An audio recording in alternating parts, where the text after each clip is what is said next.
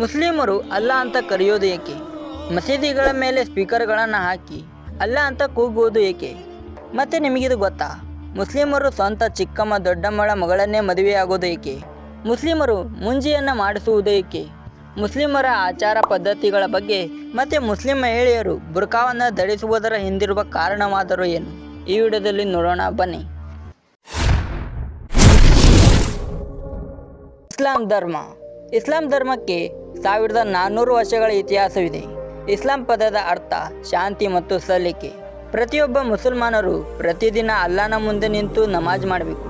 ಅದು ಕೂಡ ದಿನಕ್ಕೆ 5 ಬಾರಿ ನಮಾಜನ್ನು ಮಾಡಬೇಕು. ಮೊದಲನೇ ನಮಾಜ್ ಸೂರ್ಯ ಹುಟ್ಟೋಕ್ಕಿಂತ ಮುಂಚೆ ಮಾಡಬೇಕು, ಅಂದರೆ ಬೆಳಗ್ಗೆ 4:45 ಸಮಯಕ್ಕೆ ಮಾಡಲಾಗುತ್ತೆ. ನಂತರ ಎರಡನೆಯ ನಮಾಜನ್ನು 1 ಗಂಟೆಯ ಸಮಯಕ್ಕೆ ಮಾಡಲಾಗುತ್ತೆ. ನಂತರ ಮೂರನೇ ನಮಾಜನ್ನು ಸಂಜೆ 4:30 ಸಮಯಕ್ಕೆ ಮಾಡಲಾಗುತ್ತೆ. ನಂತರ 4ನೇ ನಮಾಜನ್ನು 6 ಗಂಟೆ ಸಮಯಕ್ಕೆ ಮಾಡಲಾಗುತ್ತೆ. 5ನೇ ನಮಾಜನ್ನು ರಾತ್ರಿ 8 ಅಥವಾ 8:15 ಸಮಯಕ್ಕೆ ಮಾಡಲಾಗುತ್ತೆ. ಅಷ್ಟೊಕ್ಕೆ ಈ ನಮಾಜನ್ನು ಏಕೆ ಮಾಡ್ತಾರೆ? ಮೈಕ್ಗಳಲ್ಲಿ ಸ್ಪೀಕರ್ಗಳಲ್ಲಿ ಅಲ್ಲಾ ಅಂತ ಕರೆಯೋದಕ್ಕೆ ಕಾರಣವಾದರೂ ಏನು? ಮುಸ್ಲಿಮರು ನಮಾಜನ್ನು ಮಾಡುವಾಗ ಮೈಕ್ಗಳಲ್ಲಿ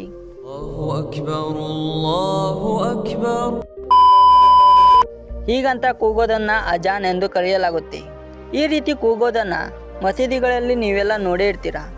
ನಮಾಜ್ ಮಾಡುವ ಸಮಯವಾಗಿದೆ, ಎಲ್ಲ ಮುಸ್ಲಿಮರು ನಮಾಜನ್ನು ಮಾಡುವುದಕ್ಕೆ ಬನ್ನಿ ಅಂತ ಕರೆಯೋದೇ ಇದರ ಅರ್ಥ. ಆದರೆ ಈ ರೀತಿ ಮೈಕುಗಳು ಸ್ಪೀಕರ್ಗಳಲ್ಲಿ ಹಾಕಿ ಕೂಗುವುದು ಏಕೆ ಅಂದರೆ, ಹಿಂದಿನ ಕಾಲದಲ್ಲಿ ಅಂದರೆ ಸುಮಾರು ಸಾವಿರಾರು ವರ್ಷಗಳ ಹಿಂದೆ ವಾಚ್ಗಳಾಗಲಿ ಗಡಿಯಾರಗಳಾಗಲಿ ಟೈಮ್ ಅನ್ನೋದನ್ನೇ ಇನ್ನೂ ಕಂಡು ಹಿಡಿದಿದ್ದಿಲ್ಲ.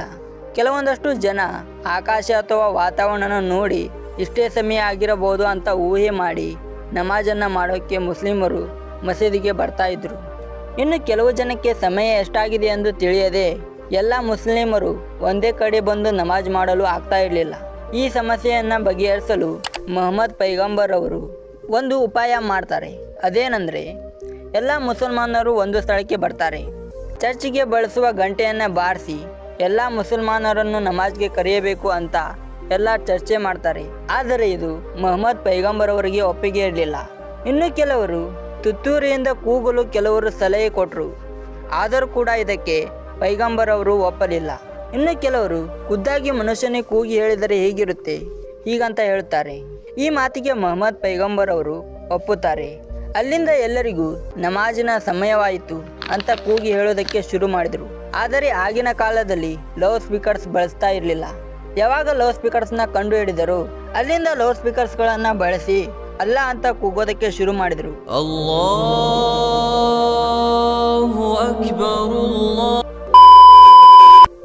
ಇನ್ನು ಇಸ್ಲಾಂ ಧರ್ಮದಲ್ಲಿ ಮದುವೆ ಆಗೋಕ್ಕೆ ಆಚಾರ ವಿಚಾರಗಳು ವಿಭಿನ್ನವಾಗಿದೆ. ಅದೇನೆಂದರೆ, ಮುಸ್ಲಿಂ ಸಮುದಾಯದಲ್ಲಿ ಪುರುಷರು ಏಕಕಾಲಕ್ಕೆ ಅಂದರೆ ಒಂದೇ ಬಾರಿಗೆ 4 ಜನ ಸ್ತ್ರೀಯರನ್ನು ಮದುವೆಯಾಗಬಹುದು. ಆದರೆ ಸ್ತ್ರೀಯರಿಗೆ ಮಾತ್ರ ಆ ಅವಕಾಶವಿಲ್ಲ. ಆದರೆ ಇತ್ತೀಚಿನ ದಿನಗಳಲ್ಲಿ ಹಣದ ಕೊರತೆಯಿಂದ 4 ಜನ ಸ್ತ್ರೀಯರನ್ನು ಮದುವೆಯಾಗಿ ಸಂಸಾರ ಮಾಡೋದು ಕಷ್ಟ ಅಂತ ಇತ್ತೀಚಿನ ದಿನಗಳಲ್ಲಿ ಮುಸ್ಲಿಮರು ಕೂಡ ಒಂದೇ ಸ್ತ್ರೀಯರನ್ನು ಮದುವೆ ಆಗ್ತಾ ಇದ್ದಾರೆ. ಇಸ್ಲಾಂ ಧರ್ಮದಲ್ಲಿ ಮದುವೆ ಆಗೋದನ್ನು ಶಾದಿ ಎಂದು ಕರೆಯಲಾಗುತ್ತೆ. ಶಾದಿ ಎಂಬುದು ಫಾರ್ಸಿಯನ್ ಪದವಾಗಿದೆ. ಶತಮಾನಗಳಿಂದಲೂ ರಕ್ತ ಸಂಬಂಧಿಗಳಲ್ಲಿ ಮದುವೆ ಮಾಡುವ ಪದ್ಧತಿ ಈ ಇಸ್ಲಾಂ ಧರ್ಮದಲ್ಲಿದೆ. ಹೀಗಾಗಿ ಮುಸ್ಲಿಂ ಪುರುಷರು ತನ್ನ ತಾಯಿಯ ಸಹೋದರ ಅಂದರೆ ಸೋದರ ಮಾವನ ಮಗಳನ್ನು ಮದುವೆಯಾಗೋಕೆ ಅವಕಾಶವಿದೆ, ಅಥವಾ ತಮ್ಮ ತಾಯಿಯ ಸಹೋದರಿಯರು ಅಂದರೆ ದೊಡ್ಡಮ್ಮ ಚಿಕ್ಕಮ್ಮ ಇವರ ಮಗಳನ್ನು ಮದುವೆಯಾಗಬಹುದು. ಇನ್ನು ಒಬ್ಬ ಮುಸ್ಲಿಂ ಪುರುಷ ಈಗಾಗಲೇ ಒಂದು ಹೆಣ್ಣನ್ನು ಮದುವೆಯಾಗಿದ್ದು ಆ ಹೆಣ್ಣು ಸತ್ತು ಹೋದರೆ ಅಥವಾ ಅವನಿಂದ ಪತ್ನಿಯು ಡಿವೋರ್ಸ್ ಪಡೆದಿದ್ದರೆ ಅವಳ ಅಕ್ಕ ಅಥವಾ ತಂಗಿಯರನ್ನು ಮದುವೆಯಾಗಲು ಅವಕಾಶವಿದೆ.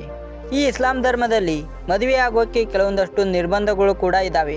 ಈಗಾಗಲೇ ಮುಸ್ಲಿಂ ಒಬ್ಬ ವ್ಯಕ್ತಿ 4 ಜನ ಮುಸ್ಲಿಂ ಸ್ತ್ರೀಯರನ್ನ ಮದುವೆಯಾಗಿದ್ದು ಆ 4 ಜನ ಸ್ತ್ರೀಯರು ಅವನ ಜೊತೆ ಇರೋ ತನಕ ಮತ್ತಾರೊಬ್ಬ ಸ್ತ್ರೀಯರನ್ನು ಮದುವೆಯಾಗುವಂತಿಲ್ಲ. ಮತ್ತು ಸ್ವಂತ ಅಕ್ಕ ತಂಗಿಯರನ್ನ ಅಂದರೆ ಒಂದೇ ತಾಯಿಯ ಹೊಟ್ಟೆಯಲ್ಲಿ ಹುಟ್ಟಿದ ಅಣ್ಣ ತಮ್ಮ ಅಕ್ಕ ತಂಗಿಯರನ್ನ ಮದುವೆಯಾಗುವಂತಿಲ್ಲ. ಆದರೆ ಇಲ್ಲಿ ಶತಮಾನಗಳಿಂದಲೂ ಮುಸ್ಲಿಮರು ತಮ್ಮ ರಕ್ತ ಸಂಬಂಧಿಗಳನ್ನು ಮದುವೆ ಆಗ್ತಾ ಬಂದಿರೋದ್ರಿಂದ ಸ್ತ್ರೀಯರ ದೇಹದಲ್ಲಿ ಜೇಮ್ಸ್ಗಳು ಏರುಪೇರು ಆಗುವುದರಿಂದ ಅವರಿಗೆ ಹುಟ್ಟುವ ಮಕ್ಕಳ ಆರೋಗ್ಯದ ಮೇಲೆ ತೊಂದರೆಗಳು ಬರುವುದು ಹೆಚ್ಚಾಗಿರುತ್ತೆ. ಇನ್ನು ಮುಖ್ಯವಾಗಿ ಮುಸ್ಲಿಂ ಪುರುಷರ ಜರ್ನಾಂಗದ ಮುಂದಿನ ತುದಿಯನ್ನ ಏಕೆ ಕತ್ತರಿಸುತ್ತಾರೆ? ಅದನ್ನು ಹೇಳೋಕ್ಕಿಂತ ಮುಂಚೆ ಫ್ರೆಂಡ್ಸ್, ನಾನು ಈ ವಿಡಿಯೋ ಮಾಡೋಕ್ಕೆ ತುಂಬ ಕಷ್ಟಪಟ್ಟಿದ್ದೇನೆ. ದಯವಿಟ್ಟು ವಿಡಿಯೋಗೊಂದು ಲೈಕ್ ಮಾಡಿ. ಇಲ್ಲಿ ಪ್ರತಿಯೊಬ್ಬ ಮುಸ್ಲಿಂ ಪುರುಷರು ಕೂಡ ಕಡ್ಡಾಯವಾಗಿ ಮುಂಜೆಯನ್ನು ಮಾಡಿಸಲೇಬೇಕಂತೇನಿಲ್ಲ. ಮುಂಜೆಯನ್ನು ಮಾಡಿಸುವುದು ತುಂಬ ಉತ್ತಮ ಎನ್ನುವುದು ಇವರ ನಂಬಿಕೆ. ಯಾಕೆಂದರೆ ಪುರುಷರ ಮೂತ್ರ ವಿಸರ್ಜನೆ ಮಾಡುವಾಗ ಅಥವಾ ಮಾಡಿದ ನಂತರ ಆ ಚರ್ಮಾಂಗ ಭಾಗದಲ್ಲಿ ಇನ್ನೂ ಸಣ್ಣ ಸಣ್ಣ ಹನಿಗಳು ಹಾಗೆ ಉಳಿದಿರುತ್ತವೆ. ಹೀಗೆ ಬ್ಯಾಕ್ಟೀರಿಯಾಸ್ಗಳು ಉಂಟಾಗಿ ಹಲವು ರೋಗಗಳಿಗೆ ಕಾರಣವಾಗಬಹುದು. ಇದಷ್ಟೇ ಅಲ್ಲದೆ ಆ ಭಾಗವನ್ನು ಕ್ಲೀನಾಗಿ ಇಟ್ಟುಕೊಂಡಿಲ್ಲ ಅಂದರೆ ಮಹಾಮಾರಿ ಅಂತ ಕ್ಯಾನ್ಸರ್ ಕಾಯಿಲೆ ಕೂಡ ಬರಬಹುದು. ಅದಕ್ಕಾಗಿ ಇಸ್ಲಾಂ ಧರ್ಮದಲ್ಲಿ ಹುಟ್ಟಿದ ಮಗು 7 ವರ್ಷದಲ್ಲಿಯೇ ಆ ಮಗುವಿಗೆ ಮುಂಜೆಯನ್ನ ಮಾಡಿಸುತ್ತಾರೆ. ಇನ್ನು ಕೆಲವು ಜನ ಮುಸ್ಲಿಮರು ಹುಟ್ಟಿದ 7 ದಿನಕ್ಕೆ ಮುಂಜೆಯನ್ನ ಮಾಡಿಸುತ್ತಾರೆ. ತಮ್ಮ ಆರೋಗ್ಯವನ್ನು ಕಾಪಾಡಿಕೊಳ್ಳಲು ಈ ಪದ್ಧತಿಯನ್ನ ಆ ಸಮಯದಲ್ಲಿಯೇ ಇವರ ಹಿರಿಯರು ಈ ಪದ್ಧತಿಯನ್ನ ಮಾಡ್ತಾರೆ. ಇನ್ನು ಕೊನೆಯದಾಗಿ ಮುಸ್ಲಿಂ ಸ್ತ್ರೀಯರು ಹಿಜಾಬನ್ನು ಧರಿಸುವುದು ಏಕೆ ನೋಡೋಣ.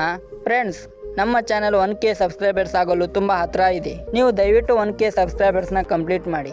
ಮುಸ್ಲಿಂ ಮಹಿಳೆಯರು ತಮ್ಮ ಬಟ್ಟೆಯ ಮೇಲೆ ಕಪ್ಪು ಬಟ್ಟೆಯನ್ನು ಧರಿಸುವುದನ್ನೇ ಬುರ್ಕಾ ಅಥವಾ ಹಿಜಾಬ್ ಅಂತ ಕರೀತಾರೆ. ಮುಸ್ಲಿಂ ಮಹಿಳೆ ಪರಪುರುಷರ ಕೆಟ್ಟ ದೃಷ್ಟಿಯಿಂದ ತಪ್ಪಿಸಿಕೊಳ್ಳೋಕೆ ಹಿಜಾಬನ್ನು ಧರಿಸಬೇಕು ಅಂತ ಇಸ್ಲಾಂ ಧರ್ಮದಲ್ಲಿ ಪ್ರವಾದಿಗಳು ಸೂಚಿಸುವುದರಿಂದ ಹಿಜಾಬ್ ಅಥವಾ ಬುರ್ಕಾವನ್ನು ಧರಿಸುತ್ತಾರೆ. ಫ್ರೆಂಡ್ಸ್, ನಾನು ಈ ವಿಡಿಯೋ ಮಾಡೋಕ್ಕೆ ತುಂಬ ಕಷ್ಟಪಟ್ಟಿದ್ದೇನೆ. ದಯವಿಟ್ಟು ವಿಡಿಯೋಗೊಂದು ಲೈಕ್ ಮಾಡಿ, ಹಾಗೆ ಚಾನಲ್ನ ಸಬ್ಸ್ಕ್ರೈಬ್ ಮಾಡ್ಕೊಳ್ಳಿ.